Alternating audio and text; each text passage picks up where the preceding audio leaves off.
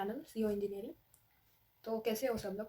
Hopefully आपने first unit जो हमने डीएसए का वीडियो डाला था वो आपने सब अच्छे से देख लिया होगा, पढ़ लिया होगा। अच्छे से पढ़ना, क्योंकि हमारे मार्च के फर्स्ट वीक में हमारे इनसेम हो सकते हैं। तो let's start the micro processor. Micro processor का फर्स्ट यूनिट देखेंगे आप, जिसका नाम है इंट्रोडक्शन टू 80386 DX। सो ये जो है ये एक माइक्रो प्रोसेसर है जो 1985 में इंटेल ने इंट्रोड्यूस किया था। तो और आज हम स्टार्ट करेंगे अपनी माइक्रो प्रोसेसर यूनिट फर्स्ट की फर्स्ट पार्ट से, स्पेशली 80386 DX माइक्रो प्रोसेसर के बारे में। तो आपने नोट्स उठाओ और चलो शुरू करते हैं। सबसे पहले समझते हैं कि ये माइक्रो प्रोसेसर क्या होता है। सो 80386 DX एक माइक्रो प्रोसेसर है जो 1985 में इंटेल ने लॉन्च किया था। मतलब ये एक पुराना चिप है, बट अपने टाइम पे इतनी पावर थी इसके बाद अंदर कि आज भी इसकी इंपॉर्टेंस कम नहीं हुई है। अगर तुमने अपने स्मार्टफोन या कंप्यूटर में मल्टीटास्किंग करना हो, जैसे एक ही टाइम पे वीडियोस देखना, चैट करना और म्यूज़िक सुनना, तो तुमको एक पावरफुल प्रोसेसर की ज़रूरत होती है। और ये चिप अपने टाइम पे वैसे ही काम करती है। चलो अब देखते हैं कि 80386 DX की फीचर्स क्या है।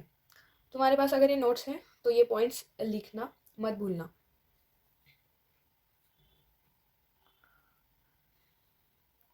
सो फर्स्ट फीचर है हमारा 80386 DX का कि 32 बिट आर्किटेक्चर। ये बताता है कि माइक्रो प्रोसेसर एक बार में 32 बिट्स ऑफ डाटा प्रोसेस कर सकता है। मतलब एक बार में ज़्यादा इंफॉर्मेशन हैंडल कर पाता है, जैसे तुम्हारा कंप्यूटर ज़्यादा टास्क इफिशिएंटली मैनेज कर पाता है। And second is 16 million address space.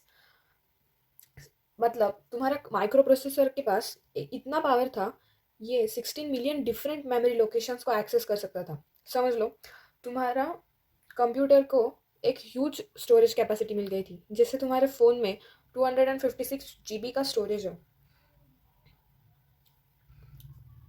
Large accessible memory. So large accessible memory मतलब इसमें 4 GB का फिजिकल मेमोरी आती थी एंड 64 TB की वर्चुअल मेमोरी। तो आप देख सकते हो पहला पॉइंट था आर्किटेक्चर एंड डाटा बस, जिसमें हमने देखा कि 80386 DX is a fully 32 bit processor. मतलब वो एक टाइम पे 32 बिट का डाटा प्रोसेस कर सकता था विद अ 32 बिट डाटा बस। तो इसका ये भी फीचर है कि इसमें डाटा बस है जो कि 32 बिट का है। तो ऑब्वियसली 32 बिट का है तो ये बेटर देन 16 बिट का प्रोसेसर। मतलब ये 16 बिट के प्रोसेसर से ऑब्वियसली अच्छा ही होगा। Large addressable memory. It supports 4 GB of physical memory and 64 TB of virtual memory using paging and segmentation. So paging and segmentation basically क्या होता है वो हम आगे के पार्ट्स में देखेंगे। मल्टीपल ऑपरेटिंग मोड्स, मतलब हमारा जो माइक्रो प्रोसेसर होता है उसमें से कुछ ऐसे ऑपरेटिंग मोड्स रहते हैं। उसमें से 80386 DX में कौन से हैं? Real mode, protected mode and virtual mode. तो रियल मोड में हम 8086 कंपेटेबिलिटी मोड होता है। प्रोटेक्टेड मोड में हमारी मेमोरी प्रोटेक्शन का सपोर्ट मिलता है हमें, और मल्टीटास्किंग कर सकते हैं, वर्चुअल मेमोरी यूज़ कर सकते हैं by using protected mode. Virtual mode में कैसा होता है, जो भी हमारे एप्लीकेशन बेस्ड हो गए 8086 पे, वो एप्लीकेशन हम यूज़ कर सकते हैं because of virtual mode. Fourth point है built in memory management unit, जिसे हम MMU भी कहते हैं, जो कि हमारे 80386 DX में प्रेजेंट होता है। The processor includes an MMU that supports paging and segmentation, allowing efficient memory management and security. So हमारे मेमोरी के सिक्योरिटी के लिए एंड मेमोरी मैनेजमेंट के लिए हम built in memory management unit use करते हैं 80386 DX में। फिफ्थ है हार्डवेयर टास्क स्विचिंग। मतलब it supports hardware based task switching which improves multitasking by quickly switching between multiple task. So hardware task switching में क्या होता है, हमारे जो भी मतलब मल्टीटास्किंग है, मतलब अब हमने सॉन्ग बजा रहे हैं तो सिर्फ ऑडियो चल रहा है, तो जब हम नेक्स्ट क्या करेंगे, वीडियो लगाएंगे, तो उसको स्क्रीन पर भी दिखाना होगा और फिर ऑडियो भी चलाना होगा। तो ये क्या हो गया, मल्टीटास्किंग हो गया। सो आप एक साथ वीडियो भी चला रहे हो, ऑडियो भी चला रहे हो, PDF भी लगा रहे हो, तो ये सब एक साथ में करना पड़ता है। तो that's why it's again one feature of 80386 DX, hardware task switching. Sixth है हमारा instruction set enhancements. So there are some instructions. मतलब क्या होता है माइक्रो प्रोसेसर में, जैसे हम पाइथन यूज़ करते हैं, सी यूज़ करते हैं, C++ यूज़ करते हैं, वैसे हम माइक्रो प्रोसेसर के लिए या फिर हमारे कंप्यूटर में असेंबली लैंग्वेज यूज़ कर सकते हैं। तो उसमें हमें जो भी इंस्ट्रक्शंस देते हुए होते हैं ना, उसे हम इंस्ट्रक्शन सेट्स कहते हैं। जैसे कि मतलब आप पाइथन में यूज़ करते हो कि प्रिंट हेलो वर्ल्ड, तो असेंबली लैंग्वेज में हमें जो भी प्रिंट करना होता है या फिर इनपुट लेना होता है, आउटपुट लेना होता है, जो भी हम लिखते हैं फंक्शंस, उसको हम इंस्ट्रक्शन सेट कहते हैं. The 80386DX introduces new instructions such as BSWAP, byte swap and bit scan operations, improving performance for specific applications.